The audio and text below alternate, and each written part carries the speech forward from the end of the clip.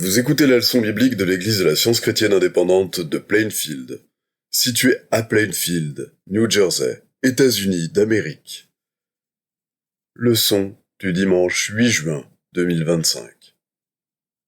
Sujet: Dieu, la seule cause et le seul créateur. Texte d'or, Apocalypse. Je suis l'alpha et l'oméga, dit le Seigneur Dieu.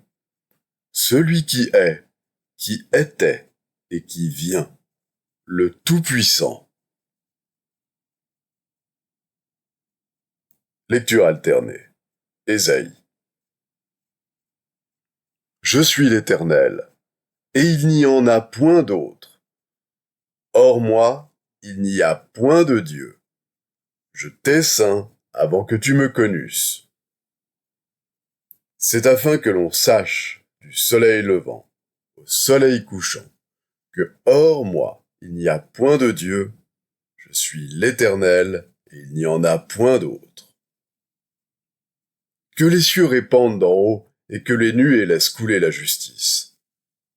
Que la terre s'ouvre, que le salut y fructifie, et qu'il en sorte à la fois la délivrance. Moi, l'Éternel, je crée ces choses. Malheur à qui conteste avec son Créateur. Vase parmi des vases de terre, l'argile dit-elle à celui qui la façonne, « Que fais-tu » Et ton œuvre, il n'a point de main. C'est moi qui ai fait la terre, et qui sur elle ai créé l'homme. C'est moi, ce sont mes mains qui ont déployé les cieux. Et c'est moi qui ai disposé toute leur armée. Car ainsi parle l'Éternel, le Créateur des cieux, le seul Dieu qui a formé la terre, qui l'a faite et qui l'a affermie, qui l'a créée pour qu'elle ne fût pas déserte, qui l'a formée pour qu'elle fût habitée. Je suis l'Éternel, et il n'y en a point d'autre. Tournez-vous vers moi, et vous serez sauvés, vous tous qui êtes aux extrémités de la terre. Car je suis Dieu, et il n'y en a point d'autre. La Bible. Au commencement, Dieu créa les cieux et la terre. Puis Dieu dit, « Faisons l'homme à notre image, selon notre ressemblance, et qu'il domine sur les poissons de la mer, sur les oiseaux du ciel, sur le bétail, sur toute la terre, et sur tous les reptiles qui rampent sur la terre. » Dieu vit tout ce qu'il avait fait, et voici, cela était très bon. Moïse faisait paître le troupeau de Jéthro, son beau-père, sacrificateur de Madian. Et il mena le troupeau derrière le désert, et vint à la montagne de Dieu, à Horeb. L'ange de l'Éternel lui apparut dans une flamme de feu au milieu d'un buisson. Moïse regarda, et voici le buisson était tout en feu, et le buisson ne se consumait point. Moïse dit, « Je veux me détourner pour voir quelle est cette grande vision, et pourquoi le buisson ne se consume point. » L'Éternel vit qu'il se détournait pour voir, et Dieu l'appela du milieu du buisson et dit, « Moïse, Moïse. » Et il répondit, « Me voici. » Dieu dit, « N'approche pas d'ici. Ôte tes souliers de tes pieds, car le lieu sur lequel tu te tiens est une terre sainte. » Et il ajouta, « Je suis le Dieu de ton père, le Dieu d'Abraham, le Dieu d'Isaac et le Dieu de Jacob. » Moïse se cacha le visage, car il craignait de regarder Dieu. L'Éternel dit, « J'ai vu la souffrance de mon peuple qui est en Égypte, et j'ai entendu les cris que lui font pousser ses oppresseurs, car je connais ses douleurs. Je suis descendu pour le délivrer de la main des Égyptiens, et pour le faire monter de ce pays dans un bon et vaste pays, dans un pays où coule le lait et le miel. Maintenant, Va, je t'enverrai auprès de Pharaon, et tu feras sortir d'Égypte mon peuple, les enfants d'Israël. » Moïse dit à Dieu, « Qui suis-je pour aller vers Pharaon, et pour faire sortir d'Égypte les enfants d'Israël ?» Dieu dit, « Je serai avec toi. » Moïse dit à Dieu, « J'irai donc vers les enfants d'Israël, et je leur dirai, le Dieu de vos pères m'envoie vers vous, mais s'ils me demandent quel est son nom, que leur répondrai-je »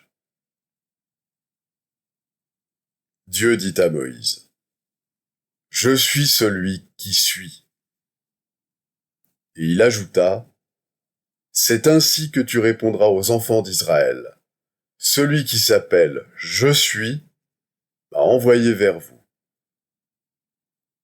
Et j'ai dit, je vous ferai monter de l'Égypte. L'Éternel parla à Moïse et dit, parle aux enfants d'Israël, qu'ils se détournent et qu'ils campent devant Pi-Hahiroth, entre Migdol et la mer, vis-à-vis de Baal-Séphon. C'est en face de ce lieu que vous camperez, près de la mer. J'endurcirai le cœur de Pharaon, et il les poursuivra. On annonça au roi d'Égypte que le peuple avait pris la fuite. Alors le cœur de Pharaon et celui de ses serviteurs furent changés à l'égard du peuple. Ils dirent, « Qu'avons-nous fait en laissant aller Israël, dont nous n'aurons plus les services ?» Et Pharaon poursuivit les enfants d'Israël. Pharaon approchait. Les enfants d'Israël levèrent les yeux, et voici, les Égyptiens étaient en marche derrière eux. Et les enfants d'Israël eurent une grande frayeur, et crièrent à l'Éternel. Moïse répondit au peuple, « Ne craignez rien, restez en place, et regardez la délivrance que l'Éternel va vous accorder en ce jour. Car les Égyptiens que vous voyez aujourd'hui, vous ne les verrez plus jamais. » Moïse étendit sa main sur la mer, et l'Éternel refoula la mer par un vent d'Orient, qui souffla avec impétuosité toute la nuit. Il mit la mer à sec, et les eaux se fendirent. Les enfants d'Israël entrèrent au milieu de la mer à sec, et les eaux formaient comme une muraille à leur droite et à leur gauche. Les Égyptiens les poursuivirent, et tous les chevaux de Pharaon, ses chars et ses cavaliers, entrèrent après eux au milieu de la mer. L'Éternel dit à Moïse, « Étends ta main sur la mer, et les eaux reviendront sur les Égyptiens, sur leurs chars et sur leurs cavaliers. »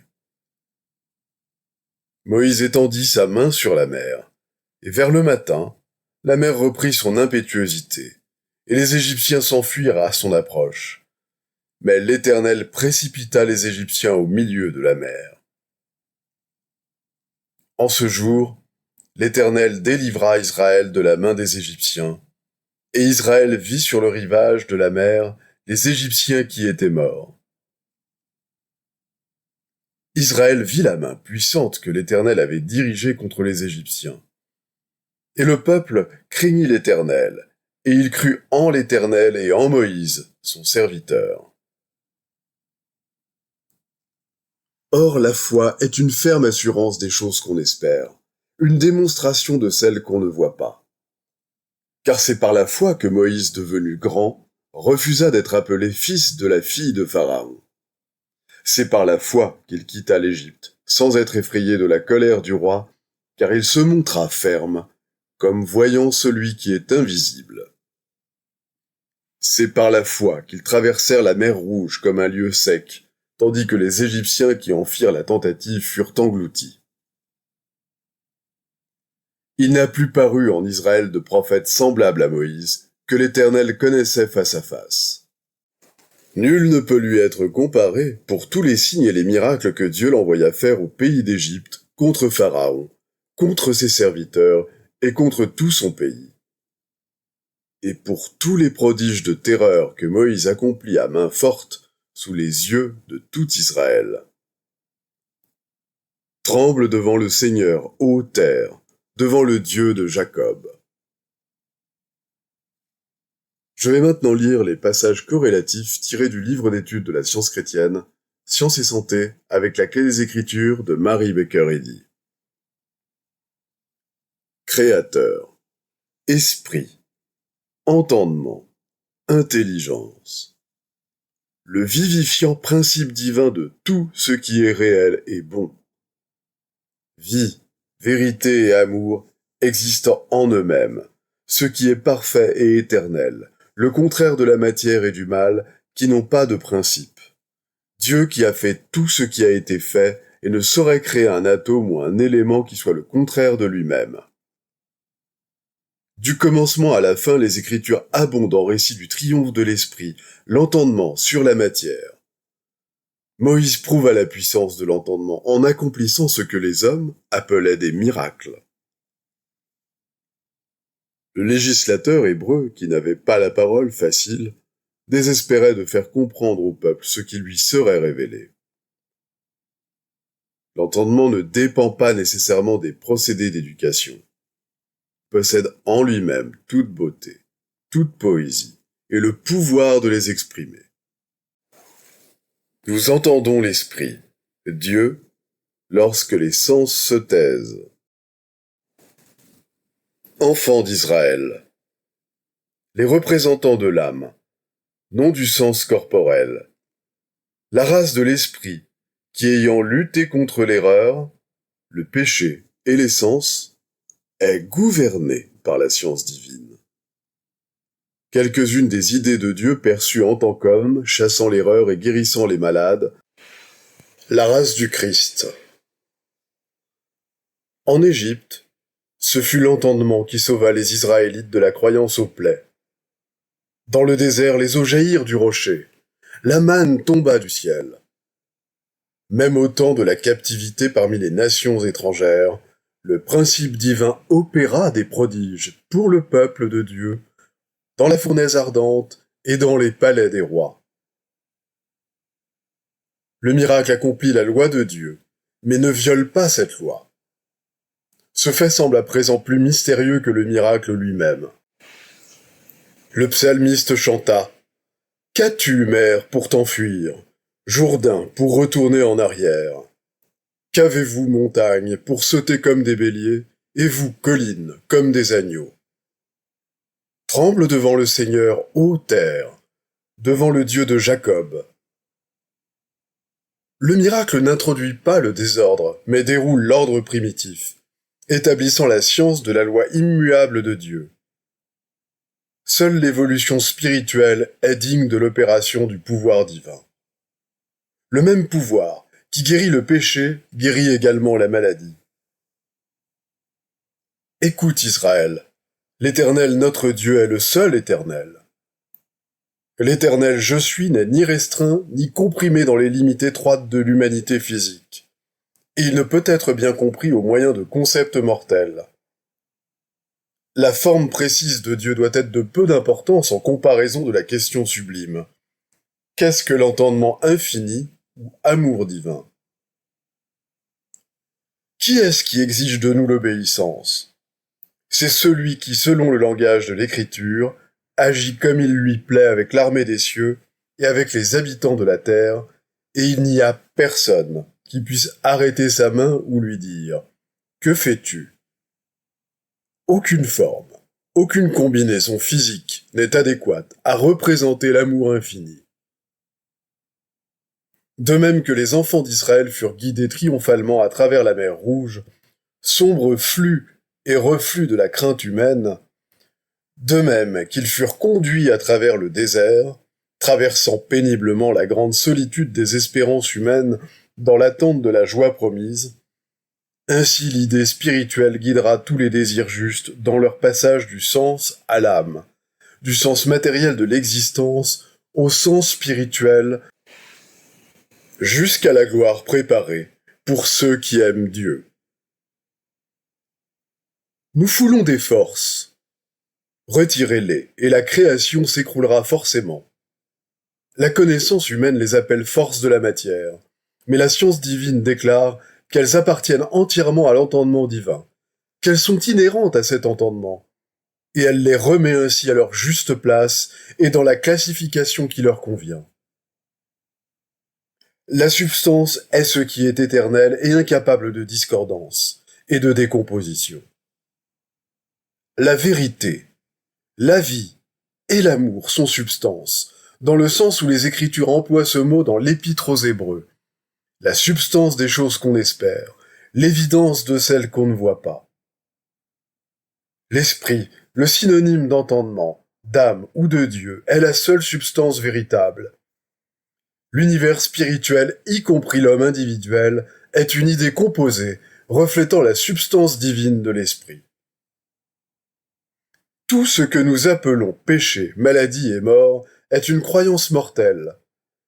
Nous définissons la matière comme erreur parce qu'elle est l'opposé de la vie, de la substance et de l'intelligence. La matière, avec sa mortalité, ne peut être substantielle si l'esprit est substantiel et éternel. Que devrions-nous accepter comme substance? Ce qui se trompe, change et meurt? Ce qui est muable et mortel? Ou ce qui est infaillible, immuable et immortel?